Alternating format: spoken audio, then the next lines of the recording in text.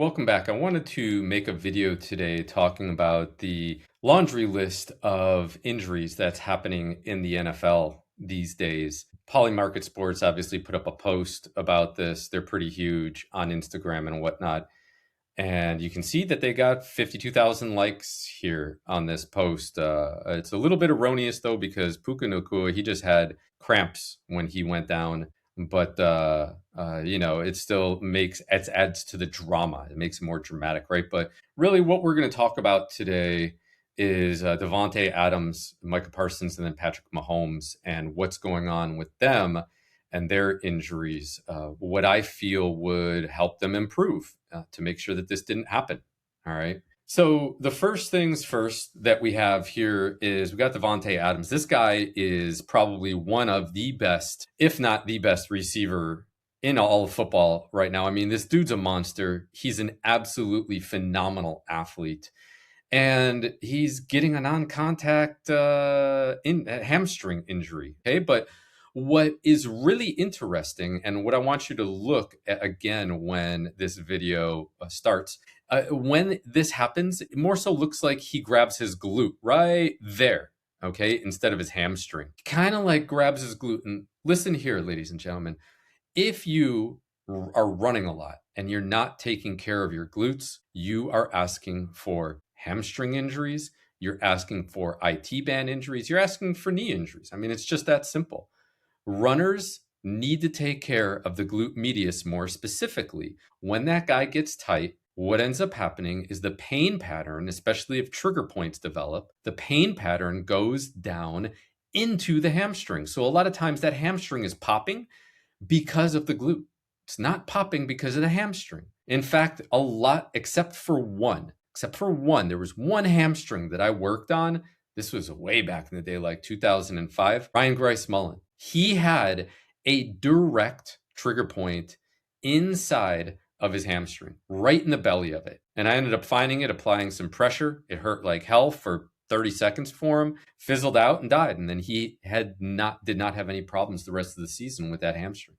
Okay, so the questions that arise when I see something like this are twofold. Number one, how heavy are you squatting? How heavy are you deadlifting? How heavy are you power cleaning during the season? Why? Because the squat is going to make sure that the lower body keeps its resiliency. Same thing with the deadlift. And the power cleans help with force application. Okay. That's everything that football players deal with. Those three exercises, do them in a whole bunch of different variations all throughout the season, and you're fine. I can guarantee you he's not doing any of those. Why? Because when you're at this level, and when you're at the level and I guess name of Devontae Adams, everybody bends the knee. Everybody bends the knee to Devontae. Oh, you don't want to squat today? That's all right. Oh, you don't want to do the deadlifts? So, go over here, do something else. Maybe he has somebody that's personally helping him, maybe not. Maybe that person's doing the same thing, just being a yes man.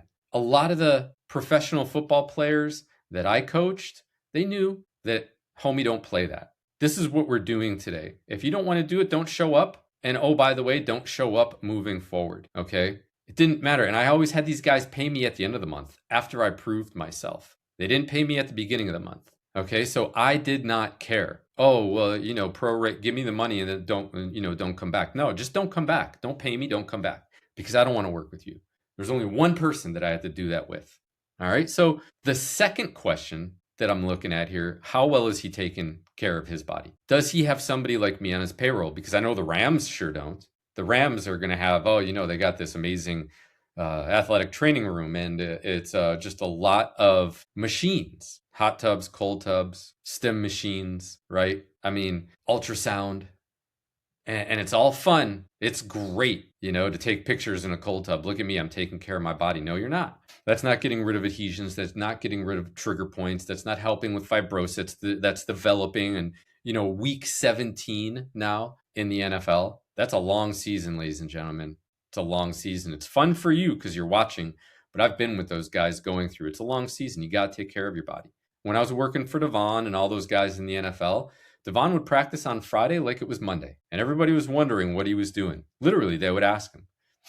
You would think that guys at this level, like, they would just tell everybody, but they actually keep you in their pocket like a little genie, or like they keep you in a lamp, and then they rub you every time they want to want to come and get rubbed. It was different with Devon because he was actually paying me to do a whole bunch of other things with him, especially with his foundation and whatnot. But the other guys, they wouldn't. If you're a wide receiver, you do not tell other wide receivers what you're doing to make sure your body is staying tip top. You just don't. You might tell a corner, you might tell a defensive end. And that was a bunch of the guys that I work with. I worked with another wide receiver, but he was playing on the Minnesota Vikings. Okay, so it doesn't really matter. You're on another team. Yeah, Devon would be like, come on in. Doesn't really matter. All right. Every single team, every single player needs somebody like me on their payroll because this will not happen. Especially, no, we're not going to watch Puka because nothing happened to him. Especially when you get something like this right here. The injury did not happen in that last misstep. Okay. I'm going to characterize it again as a non-contact injury. I mean, yeah, he got his arm on him and then around that leg, but guys, look, like his hands, his arms go right through him. And Patrick is falling really because he tore his ACL. He's not falling because he got tackled. So this is non-contact. Again, the injury happened there. And then right there, there's no ACL. So there's a misstep, uncoordination, miscoordination, whatever you want to call it, lack of proprioception because there's no ACL there anymore. All right. And when I look at Patrick, again, here are my two questions. How much are you squatting? How much are you deadlifting? How much are you power cleaning? All right. Because it's a long season, bro. It's a long season. And I've seen Patrick do some work with his strength conditioning coach, and it's quote unquote functional. It looks like more functional things. All right. And when you are at the top of your game, like Patrick, like Devontae Adams, like Micah Parsons, like I said, a lot of people just bend the knee. Oh, I don't feel like deadlifting today. Oh, yeah, bro, I'm still kind of sore from last week, which, okay, yeah, I'm not going to squat today. Oh, okay, yeah, don't worry about it. Come over here, do some of this little foo-foo stuff. You would think that these guys are hammering the weights in order to make sure that they do not get injured during the season, but the actually opposite occurs. These guys, they're like, oh, I don't want to train very hard. I don't want to lift weights. I'm not going to put a heavy barbell on my back. I just played 4 quarters and got hit like 72 times and blah, and this and that. There was a point in Michael Jordan's career where he actually started lifting before games and he was performing better than everybody else and even better than he was in previous seasons. Look it up. He used to exercise before games. I used to have my basketball girls come in for a very light strength training session about an hour before a game. And they went out, they played phenomenal. Nobody got hurt. Ladies and gentlemen, it's 2025. I was doing that in 1999 and 2000. It's 2025, and I can guarantee you people are talking, oh, no, don't do that. Don't do this. You got to rest and recover. No, you don't. You need to keep the stress on the muscle because that keeps the joints resilient. It keeps the muscles reactionary and it keeps the joints resilient. Silly things like this should not happen. Okay. Non-contact ACL. You see that foot too. The foot is turned out a little bit when he steps. And whenever we have a foot turning out, we have a problem with a glute muscle. All right. We get external rotation on the glute, internal rotation on the thigh, and then external rotation on the foot. That is a disaster right there for an ACL. All right. So the other thing too is who's working on them?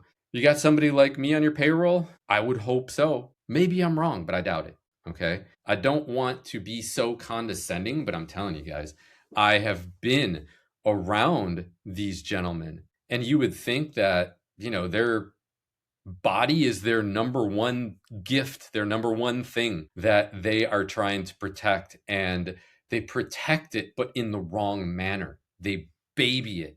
They use the hyperbaric oxygen chambers. They use the trigger point guns. They use the hot tub, the cold tub. Maybe they'll get in an infrared sauna, things like that. Nah, bro, you need somebody grinding on your tissue, opening up adhesions, restoring the fascia, making sure you're tip top. All right. Micah here, his ACL snapped so hard, you can see it in his pants.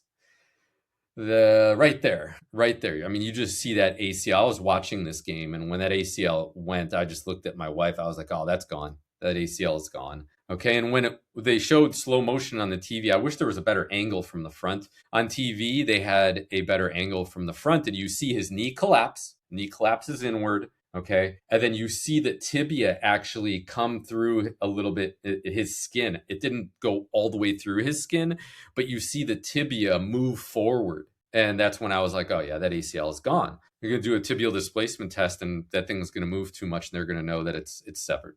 Okay, so Micah Parsons, two things, man. Again, how much are you squatting, how much are you deadlifting, how much are you cleaning?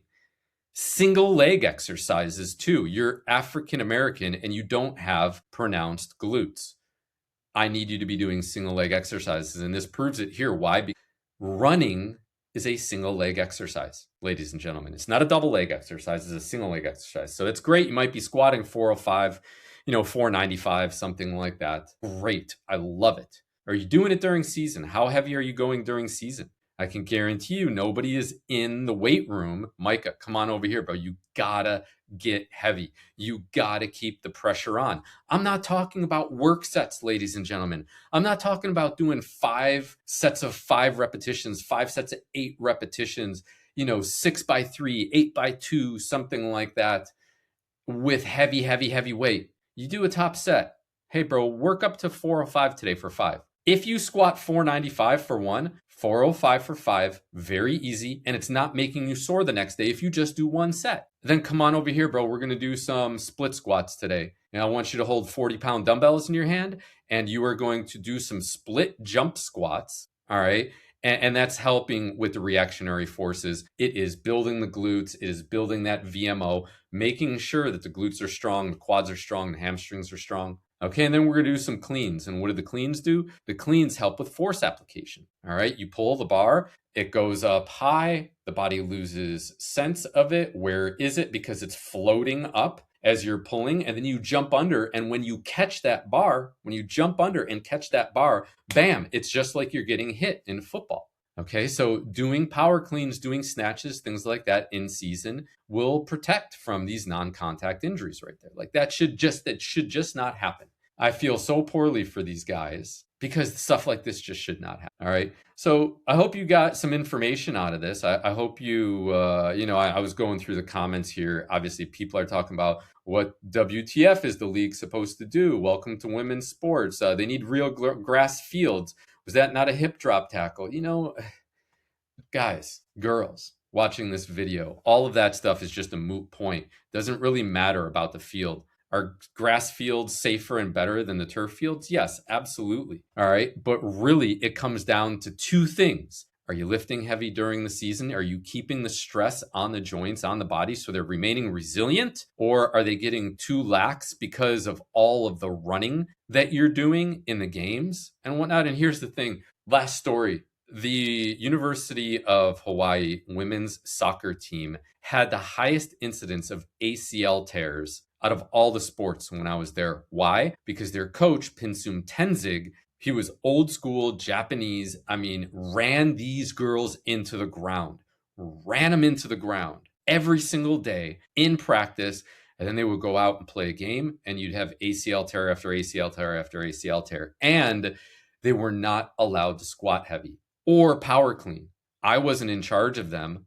I was not in charge of them until my 3rd year that I was there. The year that I was there, I said, screw you. You're not going to tell me what to do with my athletes in the weight room. They did not have a single ACL tear that year. Even though I was only getting the girls to squat like 135, 155, their legs were so incredibly weak. My softball girls were like 225, 275. A couple of them squatted in the 300s. Shannon Tabby and Tylene Tautaga. Okay. I mean, Tylene, I think, squatted 348, and then Shannon squatted 331. Shannon was a pitcher. She was 152 pounds, squatting 331. Yes, ladies and gentlemen, it's real. Okay. You can get that strong, and you should. And these guys should be stronger in the NFL. So it comes down to 2 things. How strong are you? Are you keeping the force, the pressure on during the season? Or are you, quote unquote, taking it easy? Oh, I need to rest, relax. I need to recover with these other sissy little type of modalities. Okay. And number 2, do you got somebody like me on your payroll, or are you using the lacrosse ball, the foam roller, the softball, the bands, the bars, things like that to get into your tissue? Keep it healthy. make sure that the trigger points aren't getting activated, make sure the adhesions aren't developing, and making sure the fibrosis is being staved off during this long NFL season. All right, as always, love, light, and aloha. Thanks for being here. Like and subscribe. And if you need any help, get at me, y'all.